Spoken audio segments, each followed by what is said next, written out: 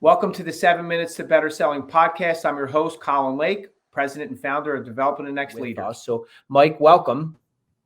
Hey, Colin, what's going on? Thanks for having me. Appreciate it. Yeah, Mike Hemmert is a buddy of mine. I've known Mike for a while. He's a chief sales officer for an exciting piece of technology in the financial services industry.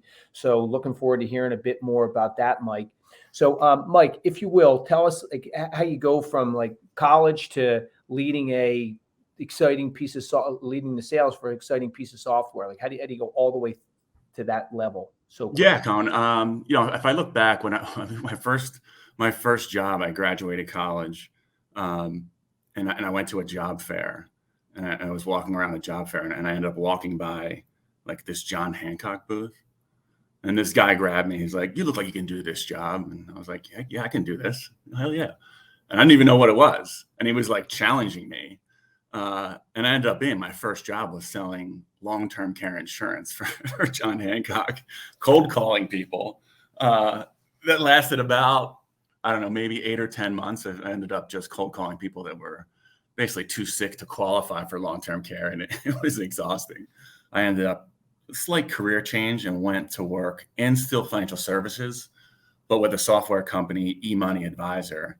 I think I was number 50 employee that they hired there. And I held various roles there. Started out,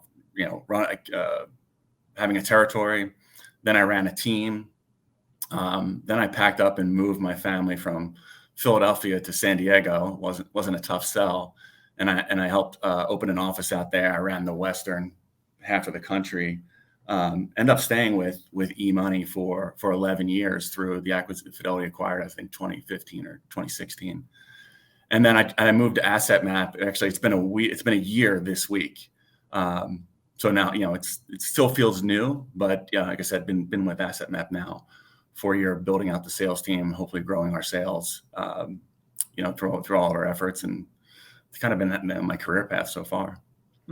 Mike, how much credit for your success do you give to those first 8 to 10 months at Hancock, where you had to learn to pick up that phone, deal with rejection? Do you ever think about that? Because I figured you were going to ask me some of these questions there. And I thought about, I remember going into the office and again, I was just I was into college athlete. I was super competitive and I always wanted to be challenged. And every day the manager would be like, "All right, can you make 500 dials right now?" And I would do 500 dials before noon. I didn't know what I was saying. And nobody really trained me on how to sell. But I knew it was just it was just showing up. I could show up every day. I wasn't getting paid a dime. And I was just cold calling all day long. Just knowing that you can do that. From an opportunity perspective, how do salespeople do it better than their competitors, or do it in a way that their clients are more appreciative of what they do every day? That's a great question, Colin. And really, if we had the perfect answer, you and I'd probably be super wealthy right now if we knew exactly what to do. I look at it a couple things. One, the hardest part is getting the meeting, right? With anyone that you're talking to, is just getting that first meeting. And sometimes that starts with cold outreach, and I look back to, as a chief sales officer here, I get a ton of people reaching out to me and telling me they're going to grow my business 100% in 6 months. But I started focusing on some of the content I've been getting from people that are trying to sell to me and trying to learn from them. And I look at, there was a company out there that reached out to me, and in the email, they caught my attention. It said, "Does cursing in a sales meeting improve your close percentage?" And I had to know. I'm like, you know what? I'm sure I've slipped up and cursed. I gotta know. And I clicked in the email, and sure enough, I had to download something that had my email address, and they continued to drip on me. It turns out cursing does have a 15% positive chance of closing a deal with cursing in it. I'm sure the listeners want to know that. One of the other things that I've learned, and again, with coming in as the chief sales officer, some of the basic things you want to do is, hey, make sure we're all saying the same thing. We're all singing from the same hymnal, and we're following the same sales process, right? And one of the things that I know I've screwed up in my career is I focused on my sales process. but I wasn't always focused on the buyer's process, right?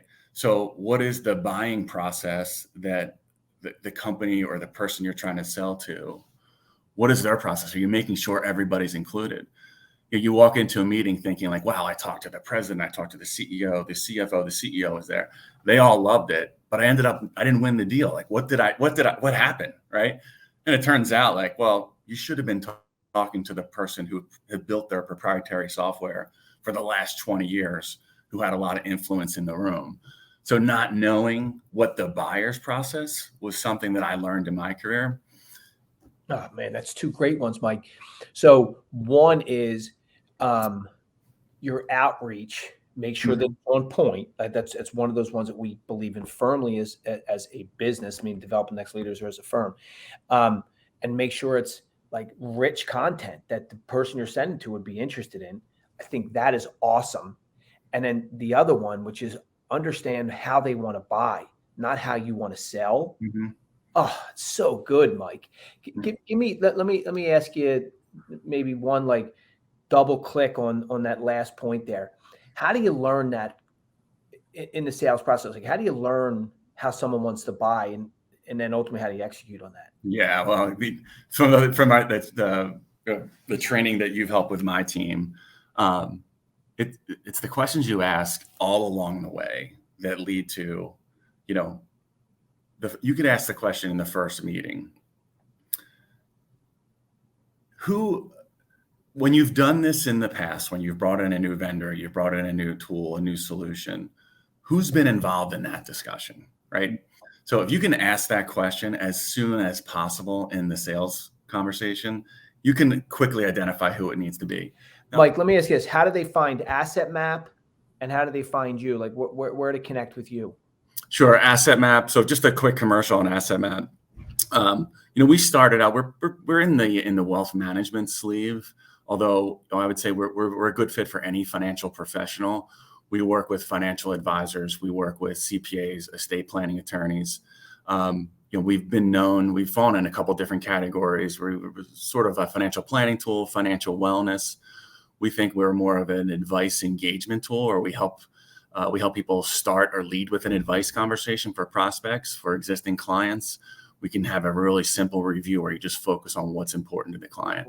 And then there, of course, is Asset Map on the bottom for Asset Map, and find a little bit more about the software.